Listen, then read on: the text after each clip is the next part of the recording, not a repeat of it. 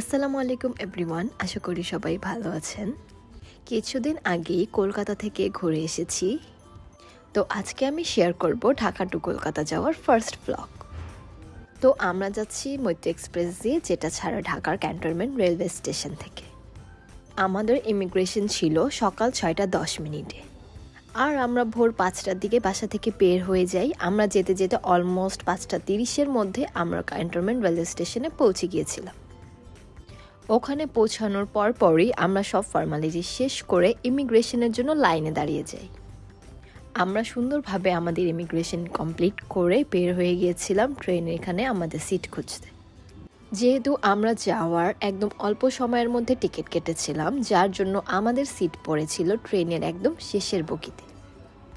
কি আর করার, শেষ মুহূর্তে সময় মতো টিকিট যে পেয়েছিলাম এটাই তো অনেক বেশি। তারপর আমরা ব্যাগ ট্যাগ গুছিয়ে রেখে ট্রেনে উঠে গিয়েছিলাম। টিকিটে উল্লেখ করা ছিল 8:10 ট্রেন ছাড়বে। তারা একদম সময় মতো ট্রেন ছেড়ে দিয়েছিল। মৈত্রী এক্সপ্রেসের এই সার্ভিসটা আমাদের কাছে খুবই ভালো লেগেছিল। আমরা যেহেতু ব্রেকফাস্ট করে বের হইনি, তার জন্য আমরা ট্রেন থেকেই ব্রেকফাস্ট কিনে খেয়েছিলাম, যার মধ্যে 2টা ব্রেড, একটা ফ্রাইস, একটা কাটলেট ছিল। টেস্টের ব্যাপারে কিছু আসলে বলার নাই, তখন যেটা পেয়েছি সেটাই খেতে হয়েছে। তাদের কফিটাও অনেক মজা ছিল। একটার পর একটা খেতে খেতে সময় যে কিভাবে চলে যাচ্ছিল একদমই বুঝতে পারতেছিলাম না। আর এই জায়গাটা দিয়ে যাওয়ার সময় তো আমরা খুবই ভয় পেয়েছিলাম। আমার কাছে পার্সোনালি ট্রেন জার্নি খুবই ভালো লাগে। একদম জার্নি করে যে কোথাও যাচ্ছি মনেই হয় না, মনে হয় বাসায় বসে বসে এখান থেকে ওখানে চলে যাচ্ছি। কিভাবে যে ঘন্টার পর ঘন্টা পার হচ্ছিল একদমই বুঝতে পারতেছিলাম না।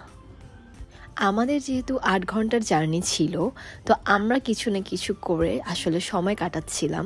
তবু একদমই খারাপ লাগতেছিল না, খুবই ভালো লাগতেছিল। আমরা যেখানেই ট্রাভেল করি না কেন, এয়ারে হোক, বাসে হোক বা ট্রেনে হোক, চালানোর পাশের সিট সবসময় আমারই থাকে। এভাবেই সময় যেতে যেতে কখন যে আমরা একদম বর্ডারের কাছাকাছি চলে এসেছিলাম একদমই টের পাইনি। এখানে আমরা আস্তে আস্তে ইন্ডিয়ার ভেতর এন্টার করছি আর আমাদের ফোনের নেটওয়ার্ক কমতেছিল।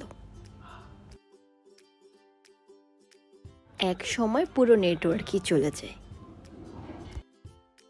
আমরা ট্রেনে আসায় আমাদের ইমিগ্রেশনের জন্য বর্ডারে কোনো লাইন ধরতে হয়নি। যারা বাসে আসে হয়তোবা তাদের ইমিগ্রেশনের জন্য বর্ডারে নেমে ইমিগ্রেশন করে তারপর আবার বাসে চড়ে ইন্ডিয়ার ভেতরে এন্টার করতে হয়।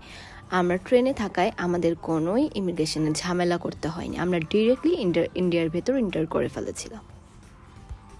ইন্ডিয়ার ভেতরে ঢোকার পর এটা ছিল ইন্ডিয়ার ফার্স্ট রেল স্টেশন।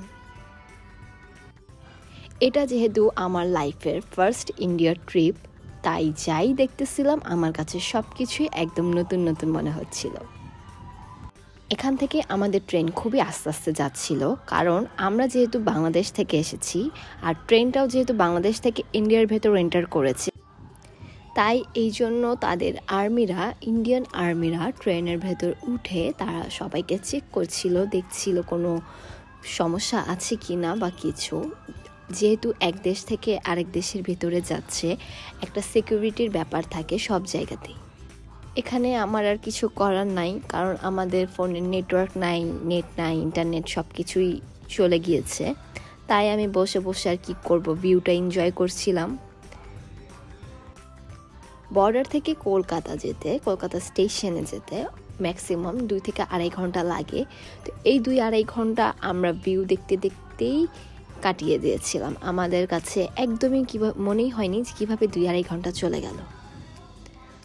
তো এই তো আমরা জার্নিটা এনজয় করতে করতে একদম লাস্ট মোমেন্টে চলে আসি, মানে আমরা একদম কলকাতা স্টেশনের কাছাকাছি চলে আসি। তখন আমরা ব্যাগ ট্যাগ গুছিয়ে ফেলেছিলাম, কারণ আমরা বাসা থেকে জেনে গিয়েছিলাম যেহেতু আমাদের বর্ডারে কোনো ইমিগ্রেশন হয়নি, তখন আমাদের কলকাতা স্টেশনে নামার পর আমাদের একদম শেষে ইমিগ্রেশন হবে।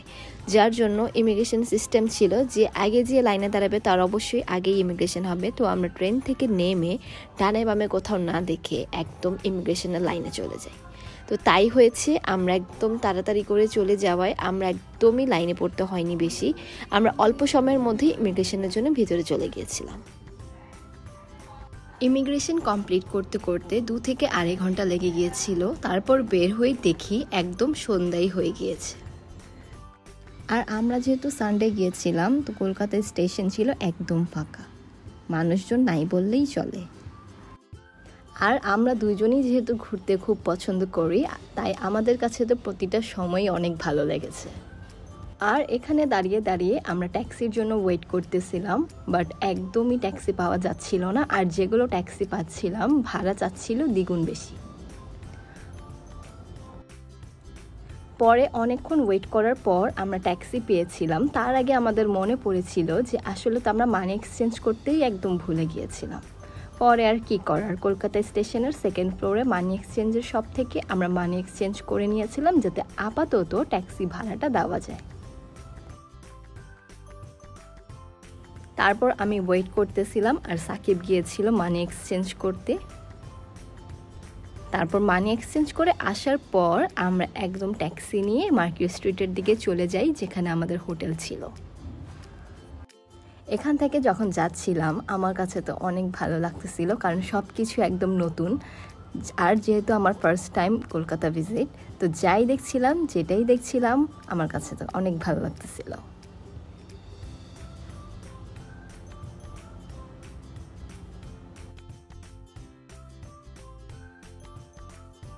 আর মার্কিউ স্ট্রিটে আসার পর আমাদের সব থেকে প্রথম কাজ ছিল সিম কেনা। সাকিব গিয়েছিল সিম কিনতে, আর আমি তো এখানে থেকে দাঁড়িয়ে দাঁড়িয়ে না থেকে জুস খাচ্ছিলাম। আর যেহেতু আমার পাপাও আমাদের সাথে গিয়েছিল, মানে আমাদের সাথে না, উনি আলাদাভাবেই গিয়েছিল, পাপার জন্য ওয়েট করতেছিলাম। আর যাওয়ার সাথে সাথে এই কাপড়ের দোকানগুলো দেখে আমার মাথা তো পুরাই নষ্ট হয়ে গিয়েছিল। আর ওখানে যেহেতু ওই দিনও আমাদের এখানেও শবে বরাত ছিল, ওখানেও ছিল, তো তারা অনেকেই যারা মুসলিম ছিল রেডি হয়ে ঘোরাফেরা করছিল। আর আমার তো এখানে আমার দেশের কথা মনে পড়ছিল যে ফার্স্ট টাইম আমি শবে বরাত মিস করেছি। তারপর আমার পাপার সাথে দেখা হয়ে যায়, আর পাপার সাথে হাঁটতে হাঁটতে আমরা আমাদের হোটেলের দিকে চলে যাই। তো ফার্স্ট পার্ট এই পর্যন্তই। ভালো লাগলে অবশ্যই শেয়ার করবেন। আল্লাহ হাফেজ।